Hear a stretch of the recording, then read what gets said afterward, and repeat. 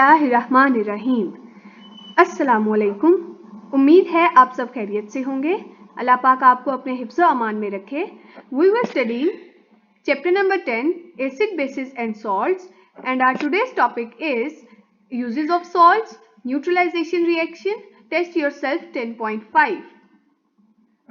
Starting from uses of salts, the first one is sodium chloride, the common salt. घरों में use होने वाला आम नमक. Commonly used as table salt and for cooking purposes. It is also used for de-icing roads in winter and for the manufacture of sodium metal, caustic soda, washing soda. तो बाकी तो सारे केमिकल मैन्युफैक्चरिंग में इसके uses हैं, लेकिन जो basic बात यहाँ जो काबिल गौर है वो है ये that it is used for deicing roads in the winter. Now what is deicing? As you can see here that एक ट्रॉलर यहाँ पर सोडियम क्लोराइड की स्प्रे कर रहा है ऐसे एरियाज में जहाँ बहुत ज्यादा बर्फ पड़ती है. क्यों? क्या सोडियम क्लोराइड आइस को मेल्ट करती है? नहीं, ऐसा नहीं है. सोडियम क्लोराइड आइस की फ्रीजिंग पॉइंट को कम करती है. आइस जो है, जो वाटर है, it freeze at 0 degree Celsius. और 0 डिग्री सेल्सियस पे क्या है, जो वाटर मॉलिक्यूल्स रेंडमली मूव कर रहे हैं वो अपने आप को अरेंज कर लेते हैं. लेकिन जब हम इसमें सॉल्ट ऐड करते हैं तो सॉल्ट अपने आयन्स में चेंज होकर sodium ion and chloride ion in species को आपस में अरेंज होने में जो है वो रोक देते हैं. इन मॉलिक्यूल्स को आपस में अरेंज होने नहीं देते और इसको हम कहते हैं freezing point depression. Salt water के फ्रीजिंग पॉइंट को कम कर देती है. सॉल्ट जिसने 0 डिग्री सेल्सियस पे फ्रीज होना था, अब वो -9 डिग्री सेल्सियस पे जो वाटर है जिसने फ्रीज होना था एट 0 डिग्री सेल्सियस, वो अब -9 डिग्री सेल्सियस पे फ्रीज होगा. यानी अब कोई भी जगह है वहां पर इस वक्त जो है वो टेम्परेचर 0 डिग्री सेल्सियस चल रहा है, जिसकी वजह से रोड्स पे आइस बन रही है या स्नो फॉलिंग हो रही है. अब क्या है कि जो सोडियम क्लोराइड की स्प्रे है वो अब जब ये स्प्रे हम करेंगे तो अब जो सॉल्ट है वो उसके मॉलिक्यूल की फॉर्मेशन में, उसके स्ट्रक्चर फॉर्मेशन में, सॉलिड स्ट्रक्चर फॉर्मेशन में डिस्ट्रप्शन कॉज करेगी, जिसकी वजह से अब जो वही वाटर जो पहले 0 डिग्री सेल्सियस पे फ्रीज होने वाला था वो अब 0 डिग्री सेल्सियस पे फ्रीज नहीं होगा, बल्कि अब उसका टेम्परेचर चेंज हो गया है और इसे हम कहते हैं फ्रीजिंग पॉइंट डिप्रेशन. हालांकि इन्वायरमेंट का टेम्परेचर तो वही है, इन्वायरमेंट तो 0 डिग्री सेल्सियस पे ही चल रही है, लेकिन वाटर के अंदर सॉल्ट मिक्स होने की वजह से अब वाटर 0 डिग्री सेल्सियस पे फ्रीज नहीं होगा, अब वो -9 पे होगा. तो जब एनवायरमेंट का टेम्परेचर -9 पे या उससे जो है ना वो नीचे तक जाएगा तो जाके वाटर फ्रीज होगा. इस तरह से जो है वो रोड्स इनकी क्लियर हो जाती हैं ताकि ट्रांसपोर्ट इजीली हो सके.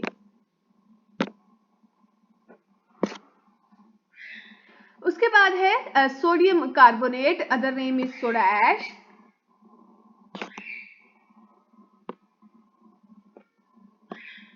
Na2CO3 and it is used for the manufacturing of glass, detergents, pulp and paper and many other chemicals. Glass में हम कैसे मैन्युफैक्चरिंग में यूज करते हैं? हमारे पास जो प्रीवियसली जो है वो मौजूद ग्लास होता है, जो यूज्ड ग्लास होता है, जैसे फेंक दिया जाता है कचरे में कहीं पर भी, जो बाद में कलेक्ट करके इंडस्ट्रीज तक पहुंचता है, तो उस ग्लास को डिफरेंट और केमिकल्स के साथ मिक्स करके साथ ही सोडियम कार्बोनेट ऐड करते हैं. Sodium carbonate is a very good binding agent. तो ये उन केमिकल्स को आपस में बाइंड करके न्यू ग्लास की फॉर्मेशन में आसानी फराहम करता है. So it is used in the manufacturing of glass and many other processes. उसके बाद है sodium carbonate which is also called as washing soda. तो वॉशिंग सोडा इसका मतलब क्लीनिंग एजेंट के तौर पर यूज किया जाएगा, डोमेस्टिक पर्पसेस में भी, कमर्शियल पर्पसेस में भी, वाटर को सॉफ्ट करने के लिए. सॉफ्ट करने से मुराद conversion of hard water into soft water. ऐसा वाटर जिसके साथ अच्छी लेदर नहीं बनती उसको ऐसे वाटर में चेंज करना जो अच्छी लेदर बना सके. In the manufacturing of chemicals like caustic soda, sodium hydroxide, borax, glass, soap and paper. borax जो है वो सबसे जो है वो important cleaning agent है, जिसे वॉशरूम क्लीनर्स में भी इस्तेमाल किया जाता है. सोडियम टेट्राबोरेट का दूसरा नाम है बोरेक्स. यहाँ आप देख सकते हैं that we are using sodium carbonate as a binding agent along with calcium carbonate, the wasted recycled glass and sand. तो इनको मिक्स करेंगे, we will heat this at a very high temperature and this will convert that wasted glass into a pure one, into a neat one. इसी तरीके से borax stain removers, toilet cleaner, dish washer, चूंकि वो washing soda ही है तो उसके जो भी पर्पसेस हैं वो ज़्यादातर जो है वो वॉशिंग पर्पसेस ही होंगे. So next we have sodium sulfate, which is used in the manufacturing of glass, paper and detergents. Sodium silicate used in the manufacturing of detergents, cleaning agents and adhesives.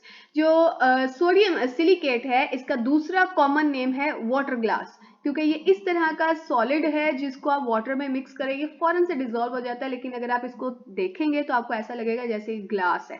तो इसे commonly water glass कहा जाता है sodium silicate को, और इसको food industry में the most important adhesive कहा जाता है क्योंकि ये एक इंसेक्ट रिपेलेंट है. तो इसकी मदद से बनाई गई पैकेजिंग, जो फूड की पैकेजिंग है उसको जो है वो इंसेक्ट रिपेलेंट बन जाती है, यानी उस फूड पर इंसेक्ट अट्रैक्ट नहीं होती. इस तरीके से फूड प्रिजर्व रहती है. इसी तरीके से ये हीट रेजिस्टेंट भी है, तो ज़्यादा देर तक जो है वो पैकेजिंग इंटैक्ट रहेगी चाहे टेम्परेचर जितना मर्जी बाहर का चेंज हो जाए. तो इसलिए इसको कहते हैं कि ये फूड इंडस्ट्री में बहुत इंपॉर्टेंट एडहेसिव है. आप लोगों ने घरों में अक्सर स्मद बॉन्ड यूज की होगी, ये बिल्कुल उसी में ही इस्तेमाल किया जाता है. Next we have sodium chlorate.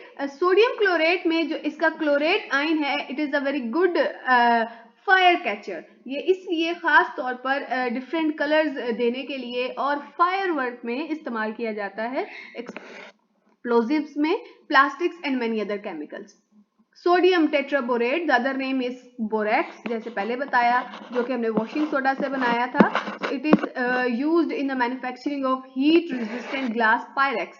Lab में आप लोग जो अपरेटस, ग्लास अपरेटस यूज करते हैं जिसको हमने हीट करना होता है, हम चाहते हैं कि वो ज्यादा हीट करने पर ब्रेक ना हो, उस तरह के ग्लास की मैन्युफैक्चरिंग में हम बोरेक्स यूज करते हैं. ग्लेजेस एंड इनेमल्स. ग्लेजेस क्या होता है, जब हम बोरेक्स की कवरिंग किसी भी सिरेमिक पे करें, जैसे कि किसी बर्तन के ऊपर जो कि सीमेंट से या मिट्टी से बना हुआ है, तो किसी भी सिरेमिक से बनी हुई चीज के ऊपर अगर हम बोरेक्स की कवरिंग करते हैं ताकि वो हीट रेजिस्टेंट हो जाए, उसे हम कहते हैं ग्लेजेस. और अगर हम लोग किसी मेटल के ऊपर बोरेक्स की कवरिंग करते हैं ताकि वो हीट रेजिस्टेंट के साथ साथ कोरोजन प्रूफ हो जाए, तो उसे हम इनेमल कहते हैं. तो ये हम लोग इन दोनों कामों में इस्तेमाल करते हैं बोरेक्स को, क्योंकि ये हीट रेजिस्टेंट है तो हीट रेजिस्टेंस से भी बचाएगा, दूसरा अगर मेटल पर है तो उसको कोरोजन होने से भी रोकेगा. It is used in leather industries for soaking and cleaning hides. चमड़े को साफ करने के लिए, उसको रंगने के लिए, उसको सोक ज्यादा देर तक जो है वो रखें ताकि उसके वो क्लीन हो जाए, तो इस पर्पज में भी हम बोरेक्स यूज करते हैं. Calcium chloride, it is use for deicing roads in winter, same as sodium chloride, लेकिन सोडियम क्लोराइड की बनिस्बत कैल्शियम क्लोराइड को ज्यादा वाइडली इस्तेमाल किया जाता है डी आइसिंग पर्पसेस के लिए. It is also use as a drying agent of chemical reagents. कई ऐसे रिएक्शंस जिसमें आप चाहते हैं कि वाटर वेपर्स शामिल ना हो या इन्वायरमेंट से वाटर आपके रिएक्शन को खराब ना करे, आप टोटली वाटर प्रूफ रिएक्शन कराना चाहते हैं, तो हम ऐसे रिएक्शंस के दौरान इस ड्राइंग एजेंट को यूज करते हैं ताकि ये वाटर को जो है रिएक्शन के दौरान बन रहा है या इन्वायरमेंट से शामिल हो रहा है, दोनों तरीकों से उसको खत्म कर दे. And as a freezing agent, ये फ्रीजिंग एजेंट फ्रीज करने के लिए कोई भी मटेरियल जो हमने करना है.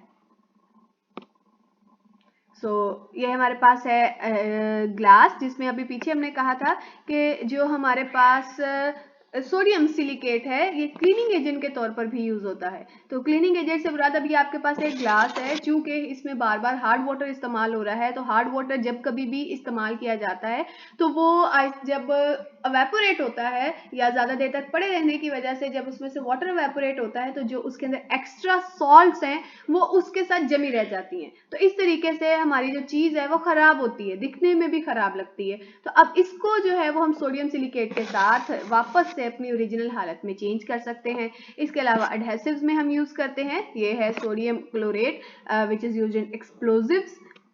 अलॉन्ग विद दैट हम बोरेक्स को यूज कर रहे हैं एज ग्लेज कोट के लिए, कवर के लिए, ताकि वो हीट रेजिस्टेंट हो जाए, और साथ में इनेमल के तौर पर ताकि वो कोरोजन प्रूफ भी हो जाए कोई भी मेटल।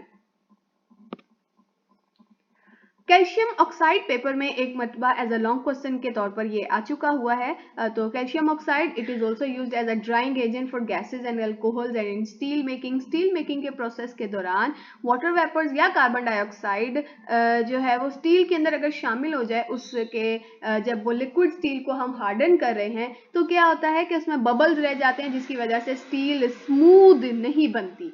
तो इसलिए इस चीज से अवॉइड करने के लिए हम जो है वो इस ड्राइंग एजेंट को यूज करते हैं, ताकि वो सारी चीजें हमारे उस स्टील को खराब ना करें और उसमें शामिल ना हो। Water treatment and other chemicals like slaked lime, bleaching powder, calcium carbide, जिस जगह पर भी डिफरेंट केमिकल्स हैं इसकी मैन्युफैक्चरिंग में ये यूज हो सकते हैं, लेकिन जो इसका सबसे मेजर यूज है it is in the sugar industries. For the purification of sugar calcium oxide और सोडियम हाइड्रोक्साइड के एक मिक्सचर को यूज करते हैं, जिसे हम कहते हैं soda lime from calcium oxide और सोडा सोडियम हाइड्रोक्साइड से। तो इससे इस मिक्सचर का क्या फायदा है कि ये शुगर इंडस्ट्री में हम लोग बहुत ज़्यादा इम्पोर्टेंट यूज़ किया जाता है इस मिक्सचर को, क्योंकि ये कार्बन डाइऑक्साइड और वाटर वेपर्स को रिमूव कर देता है from air and from the mixture as well. तो आप ये देखिएगा, ये हमारे पास शुगर इंडस्ट्री में बनने वाली इस वक्त ब्राउन शुगर है एज यू कैन सी। तो ये जो ब्राउन शुगर है हम लोग आमतौर पर घरों में जो यूज करते हैं इट इज व्हाइट शुगर। ये जो ब्राउन शुगर है it is rich in maltose, ज्यादातर इसका जो कंटेंट है ये माल्टोज पर है। तो हम लोगों के पास क्या करते हैं, हम लोग माल्टोज यूज नहीं करते, ब्राउन शुगर यूज नहीं करते, हम व्हाइट शुगर यूज करते हैं। तो हम क्या करते हैं, हम हमारी इस शुगर के साथ सोडा लाइम मिक्स करते हैं, वही the mixture of calcium oxide and sodium hydroxide. तो वो मिक्स करने पर वो इसमें से मौजूद जितने भी पिगमेंटिंग मटेरियल है, ऐसे मटेरियल जिसकी वजह से इसका कलर ब्राउन आ रहा है, उसको खत्म कर देगा। आप देख सकते हैं कि इसमें बड़ी भारी मिकदार में मिक्स किया जा रहा है और अब हमारे पास व्हाइट शुगर आ रही है। तो जितना भी ऐसे पिगमेंट जिसकी वजह से इस व्हाइट शुगर का कलर ब्राउन शुगर था, उस सारे पिगमेंट को खत्म कर दिया जाएगा। साथ में carbon dioxide and water vapours खत्म कर दिए जाएंगे। इस तरीके से जो हमारी ब्राउन शुगर है वो व्हाइट शुगर में चेंज हो जाएगी। सो it is very industrially important process. उसके बाद है कैल्शियम सल्फेट, जिप्सम जिसका दूसरा नाम है, जिसको हम फर्टिलाइजर के तौर पर यूज करते हैं। इसके अलावा प्लास्टर ऑफ पेरिस जो कि आगे यूज होता है स्टैचूज और कास्ट बनाने में, जो बुत बनाने होते हैं या मुख्तलिफ किस्म के डिजाइन बनाने होते हैं उसमें। और कास्ट, जब कभी भी किसी को चोट लगती है तो एक कास्ट लगाई जाती है ताकि वो पर्सन अपनी उस जॉइंट को मूव ना कर सके, और वो वाटरप्रूफ भी होता है, तो उसमें हम ये इस्तेमाल करते हैं। The last one is potassium nitrate, which is used in the manufacturing of fertilizers and as in the manufacturing of flint glass. Flint glass एक ऐसा ग्लास है जिसके रिफ्रैक्टिव इंडेक्स बहुत ज़्यादा हाई होता है, और ये प्रिज्म और कनकेव एंड कन्वेक्स लेंसेज बनाने में इस्तेमाल किया जाता है, टेलीस्कोप्स में, माइक्रोस्कोप्स के लेंस में। क्योंकि इसका रिफ्रैक्टिव इंडेक्स बड़ा हाई है तो ये बड़ी अच्छी क्वालिटी ग्लास के तौर पर हम लोग प्रिज्म इंडस्ट्री में और लैब में इसको यूज करते हैं। ये देखें, ये है प्लास्टर ऑफ पेरिस के कास्ट और साथ में स्टैच्यू एक बना हुआ, और साथ में ये हमारे पास लेंसेज हैं जिससे जो हम पोटेशियम नाइट्रेट से बनाते हैं, फ्लिंट ग्लास से बनाते हैं। Next we have neutralization reaction. तो सबसे बेसिक है कि जब भी एसिड एंड बेस आपस में रिएक्ट करेंगे we will get a salt and water and this is called neutralization reaction. Different examples आपको यहाँ दी गई हैं, जैसे कि common example HCl reacting with NaOH, NaCl and water. sulfuric acid reacting with sodium hydroxide, so we will get sodium sulfate along with the formation of water. इसी तरीके से एसिटिक एसिड है रिएक्टिंग विद सोडियम हाइड्रोक्साइड, तो we will get sodium acetate along with the formation of water. तो ये हमारा common neutralisation reaction है। उसके बाद है हमारा लास्ट चैप्टर का test yourself 10.5। The first one is name the types of salt. तो बेटे टाइप्स ऑफ सॉल्ट्स आपके सामने है, नॉर्मल सॉल्ट है, acidic salt, basic salt, double, mixed and complex salts. उसके बाद है H3PO4 is a weak acid but its salt with strong base is a neutral. Explain it के जो खुद तो वो एक एसिड वीक है लेकिन जब इसका बेस के साथ रिएक्शन करते हैं तो आपका जो प्रोडक्ट बनता है वो एक न्यूट्रल सॉल्ट बनती है, तो यूं बनती है। तो रीजन इज कि जब कभी भी रिएक्शन होता है तो सोडियम हाइड्रोक्साइड सारे के सारे जो हाइड्रोजन्स हैं उनको रिप्लेस कर देती है, जिसकी वजह से हमारे पास जो प्रोडक्ट बनता है वो एक नॉर्मल या न्यूट्रल सॉल्ट बनती है। थर्ड क्वेश्चन में कहते हैं that how does the basic salt turn into normal salt, explain with an example. कि बेसिक सॉल्ट नॉर्मल सॉल्ट में कैसे चेंज होगी। तो बेसिक सॉल्ट अगर फर्दर एसिड के साथ रिएक्ट करेगी जिस एसिड से वो बनी थी तो वो नॉर्मल सॉल्ट में चेंज हो जाएगी। जैसे एल्यूमिनियम जो इस वक्त हाइड्रोक्सी क्लोराइड है, डाई हाइड्रोक्सी क्लोराइड है, ये HCl से बनी थी, तो HCl के साथ ही फर्दर रिएक्ट करने पर जो है ये चेंज हो रही है। और आप देख सकते हैं कि ये पहले बेसिक सॉल्ट है और फिर उसके बाद ये नॉर्मल सॉल्ट में चेंज हो गई है। The fourth question is what are complex salts. So complex salts बेटे आपके बुक पे ही मौजूद है, मार्क कीजिएगा। कॉम्प्लेक्स सॉल्ट्स जो है ऐसे सॉल्ट जो कि डिसोसिएशन पर एक सिंपल केटाइन और एक कॉम्प्लेक्स एनाइन यील्ड करती हैं, देती हैं। और लास्ट क्वेश्चन सोडियम सल्फेट के यूजेस हैं, तो यूजेस आप यूजेस ऑफ सॉल्ट्स में से मार्क कीजिए कि सोडियम सल्फेट को हम ग्लास, पेपर एंड डिटर्जेंट्स की मैन्युफैक्चरिंग में यूज करते हैं। So you are going to write the answer of question number 2 on your notebook. All other answers are available on your book. तो आज के लिए बेटा इतना ही। थैंक यू एंड अल्लाह हाफिज।